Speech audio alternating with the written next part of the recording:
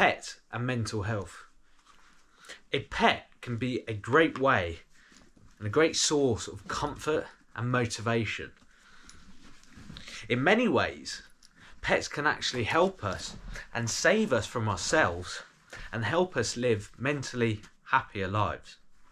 You could go, come on, sis. Having a pet and caring for one can help us in many ways. This includes physical activity. So for example, getting a harness and a lead on Tally here. We can go for a long walk. And walking's a great way to get physically fit. They provide us companionship so that we don't have to feel lonely anymore. I can tell Tally all my struggles and my stories.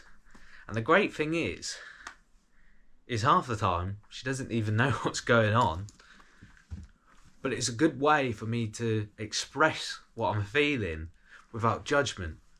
Having a pet can also reduce our anxiety. So I don't have to stress about going outside on my own. Having her helps me get out that front door. She can also reduce my anxiety by just comforting me.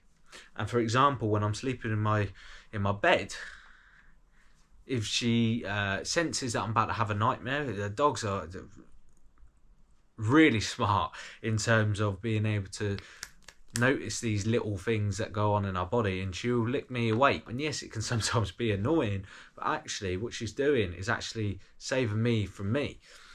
And then what she will do is she'll cuddle up next to my head and settle me back down to sleep. We have already noted about companionship and reducing anxiety. They can increase our self-confidence and boost our self-esteem. It can help me feel less isolated and less misunderstood, therefore meaning I can gain this confidence within myself and go, you know what, I can battle this, I can battle that. And it's these little wins that go into a big one, and then I can leave the house on my own. Having a dog, probably one of the best things is by meeting new people. I mean, naturally, having a dog, lots of people do stop and talk, and normally I feel really uncomfortable in these situations, and it was something that did scare me at first, but as I'm growing in confidence, I'm able to talk to more people, fellow dog owners, where you can discuss about your dogs, how old they are, what breeds, and most people say how cute she is, and then you can stroke the other dog if you've got permission to, and it's a nice way to say hello and just see how each other's days are, even if it's just hello, good afternoon, whatever, or good morning. It's just nice, and it can put a smile on your face, and it can put a smile on their face too. The most important thing is that it adds structure to my day.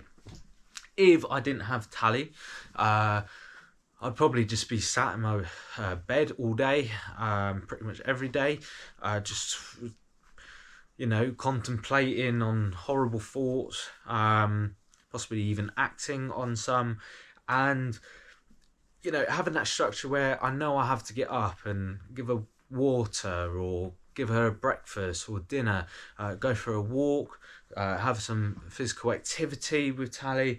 It just helps me build this plan and this structure to the day, which I wouldn't normally have, and I can utilise each and every day. I have to get up early. I've got plenty of hours during the day to do stuff with Tally, and then that gives me the confidence to be able to work upon myself. Having a pet can also be great for autistic people. So, for example, autistic children with sensory issues can actually get their pets involved, and they can get involved in the sensory integration activities. And this allows them to be able to know what smells are, know what sounds are, and what it's like to feel something against the skin. Now, I understand, and we all know, that having a pet is a massive, massive commitment. Especially, stop chewing the cardboard, please. Especially, for example, how young Tally is. She likes to chew a lot of things, so it is a lot of constant work. You need to have time, you need to have money, and you'll need the energy to be able to cope with a pet. You need to be able to be able to have that physical fitness to be able to take your dog on a walk. And the problem is obviously the bigger the pet, the longer the walk. For example, you need to be able to have an environment that is safe and comfortable for a pet. You need to be able to have a routine and be able to consistently perform that order, in able to make sure that your pet is happy and their well-being is looked after. If having a pet is a question that you need to ask yourself, what you can do, if you have a friend or a family member that do own a pet, then what you can do is offer your services to them to even dog sit for a night. So that can help them out, and then that can help you establish and figure out whether you want a pet yourself. What you need to consider before having a pet is you need to understand and consider how much outdoor space you have, because they need to get outside as much as we do in terms of getting the fresh air and that good vitamin D that you get from the sun. You need to understand how active you are, because if you struggle being able to walk more than a couple of footsteps, then is a dog really going to be the best thing? Possibly not. However, you could always have a family member or a friend that is able to do the walking for you.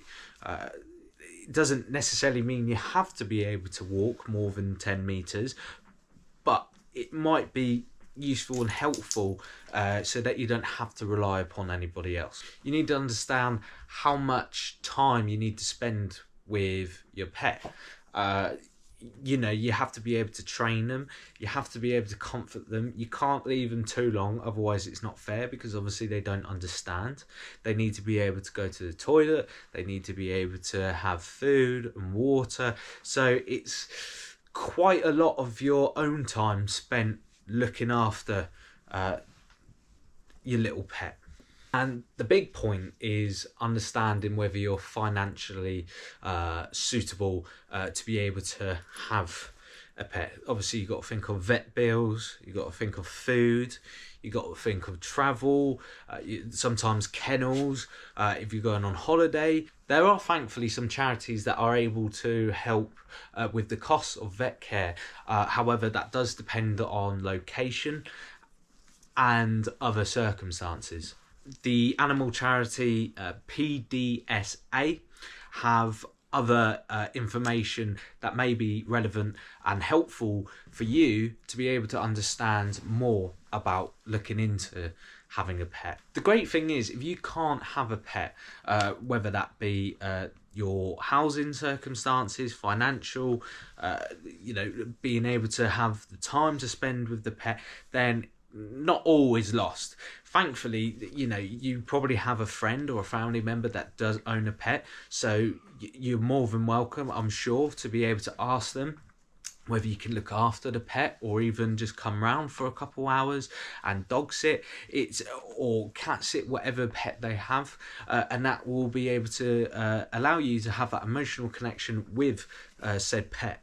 You can also consider signing up as a house sitter, and what this means is that you will look after somebody else's house, the garden, the pet, whatever it may be that they have, in return for probable free accommodation. You can also sign up with Borrow My Doggy, and this allows you to communicate with people that do own pets that may not be able to look after the dog, such as taking them for a walk. So you offer your services, and in return you get an enjoyable walk, enjoyable activity with the dog, and you can build this bond. You can also be a volunteer dog walker, such as for the Cinnamon Trust. What this is to help out the elderly with their dogs. So obviously, as we understand, as you get older, it becomes more difficult for your body to be able to do that physical activity required for a pet. However, obviously it's unfair to say to someone that may have owned a pet for quite a while to suddenly go, you're not fit enough to be able to care for it, so we have to take them away. So what the Cinnamon Trust do, it enables the elderly to keep hold of their pets, but allows people to volunteer to be able to look after that dog in a way that it needs, but then obviously it can still provide that care and companionship to the people that do in fact own it. You can even contact your nearest rescue centre for animals and see if they've got any volunteer opportunities or any other form of work that you can do to help provide your service for them. And this allows you to be able to care for a pet for a short term rather than a long term period in case you can't commit yourself to that lengthy period of time. And with a rescue centre, some pets may be very shy or socially awkward with other animals, so actually it could be beneficial for them to be able to stay in someone's home for a short period before being adopted long term by another family. So you can help provide that service for that pet to make them feel as comfortable as possible before having that happy future with a family that will give it love and care. Cats Protection and Dogs Trust do need people that are able to provide temporary care for pets that live in a household where somebody is fleeing from domestic violence. For example, if a person is going to a refuge, some refuges won't let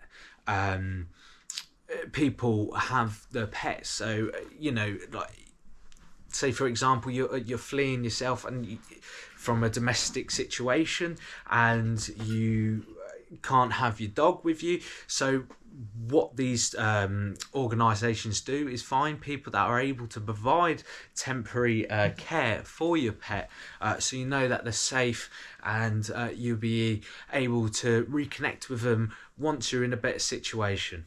Now, one thing I can tell you as a dog owner, a pet owner myself, if you have got the facilities to be able to have a pet or, or even look after short term, or even be able to go around with friends and pet sit or go to a rescue centre and provide a little bit of volunteer work, having that connection with an animal is so beneficial to your mental health. I mean, I wasn't a believer at first. I thought, how could that even be possible? But I'm telling you, if I didn't have Talita here, I probably wouldn't be here today. She's helped me in so many ways that I can't even explain, and I can't even thank her enough for. I mean, clearly she has probably very little knowledge as to how much help she provides me. She probably thinks that I help her more than she helps me, but that is not the case at all. Just even her sitting here and just chewing a part of a bowl, just puts like a smile on my face, and it's that distraction from thinking about what's up in here and just allowing myself to enjoy the little moments. And like I said, enjoying those little moments, on a regular become a big win and a big achievement, and it makes me happy with myself. And that goes a long, long way into be able to finding that path into, like I say many times, getting me back on track. And if you can get involved with any animal at all, I promise you, from the bottom of my heart, I honestly believe that it will help you too and help you get back on track.